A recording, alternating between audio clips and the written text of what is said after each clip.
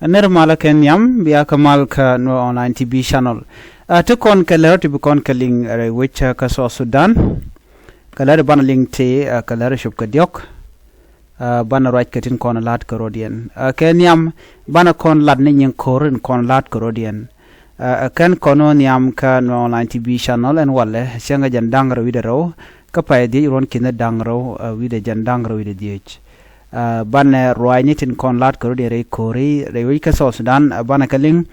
kan kono kalar kon ken tin la ro de re wich ka juba shana na me chan jo ko linkel ko do brande kon linga ja ken yammen gore bana nywa kel ke je nu wanga me sha new fan gak cha nyo ko mubo ke je kere nyali de ni SSPDF ken de ni UPDF la de ni Uganda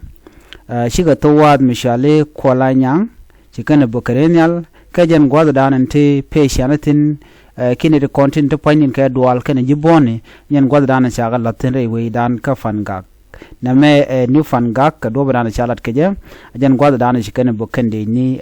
kirma yadit kana de Uganda wachire nal cha bogolong men ala good news nande kona linkedin o wakande shika pere yir kan pen gwada dan tinatin wachina chika ken she tell a bon mi shajik boken it in content shabuk tell a nuare kan yo fan gagan winami chajo me chaja kwena na diale content re which ka fan ga ka do bdana chire nyal che bokaje chit gamen ngai kone la kirma yadit kumade o be dor nuar diale content tin nuar tin chit ka content ken be ga yik dak jan dan tegatin enne me men de ko lar kon ko la nuari of course ko shaka de kan jang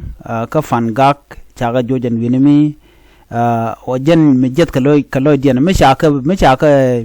book amin me shaka jojan tama la kan ren yal la kan wiaje ko bana ko le book ajan ta dan tegatin sire me shi anen pan shi ka bog me shaka ju campaign kan jang en wala nyok ci kan nyok melet kana ko dakka ke ko kor mi shi ben ka grand force la ka bana dakka lumbe ke yal ko le jakkan yal badan tama the good news she nware content la jason boren gang rodian ko shi kuma ka benak ko ji kan takti ga dan be karen yal be kan naka je kan realika ajem tamala jena bo bok kala bok dwala long and point kan de kon la de ni kirma yadit so jo me medo ka yen dial yen kon len ka ja ngo chire nal cha bogon wala dundo tel ram cha muy ka bot ka jo wadan shaling lera bana nyogo milin kono gwasa me kormi cheto gre wecha ka juba cha kula ni re juba duno te tar juba gwada chalke luri payam te ka juba wache korya tok tin ka gwarun wanga dan ke gwi ke jen wo koran tok dongda kam spele ayo kene SSPD ap ko ngai konon go kan spele mayo ka tin jel kere wine ko gor kene de kondela so Sudanese so ngai konon go re wechki kotere anu wanamo nakan je kotere along kana kan ga shir ko kan ka spele ayo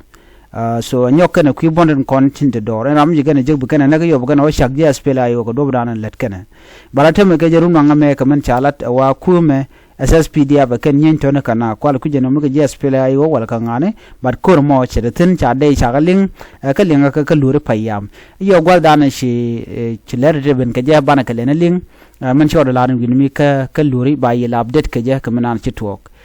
ler de na bana nyokamen en kono gwada me okay bana right ke kui inauguration alat ke wale ala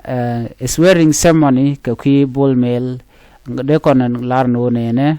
te ka to go to lat ko rin kaka shit ke men chana nga chala bol mail wale ba je lat kuäärä kene ne diala kon te ka kel chi kon nga je no bol mail cha kwanya ne ala Ramadan la first deputy ke SPLM man right ke kirma yadit ka gor ka je ramkel shal ke Mary Pai jala second deputy third deputy would shall come Simon Kun Poch chana ngaje gwan go chana mo chaja lat so chicken would me Michelle kame kolma nyang chicken watch chicken would de shall Daniel what chicken watch chicken would me Michelle kame go waniga chicken watch so waniga kam nan tama na kirma yadi ngo da bejamat so karik de kon lat Corodian so mo kon lingane ata dan na tana ga jen tamre wiki juban go lat ke integration ki gorga jen o ba wude shal kame wudu ko kol rag kwida me ni bol mel ba je lat kuäärä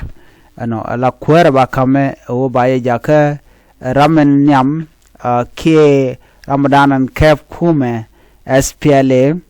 ramen gurkir ma yadit so en position cha latin position mi dita long position method so jena dana tetin gwad mende kon kulo nywa karo dan o en o chabul mel cha ja kwan la kuer danan kef men kef SPLM no tel munang natin ban mo kuna concern long jene o jen mukir mi yadit wete mo to ga je jen bul mel biya kuer ne but men biya ngach ne wan chilo den chetet even within the party jen shagul no panter all to ko ken tigitin no chana rightin pana long no te ral mo to kam jane no ka lugji ko tere ajabon ajen mukulu teke tourne me menen kon mo gwad me dienen no to bol meltin point den kirmo yadit so ne re shawo pan te se chikira woch wuri chalga me call sorry wuri chalga me call fanya la call manyang juk men cha kulo woch ka party ke cha jago be nyur jen chilo de chetet okay chilo de tet so jen won go jen odong de te ko kurm le ro de wi ko juba but right now still ngode tilit luaiteten so jo me dera jo me dewo kaya ka do badana len ngor dinga jen ban le ben kala radian mi shan mudin chan le jek but immigration bala de wala ngora kan kirma yadi kananen dongan ko manen yen ma gwad ma dong ban jen tin yo ba ko ngaje no kirma yadi tege ke shetek so jen jo dan go de nyoy ket betema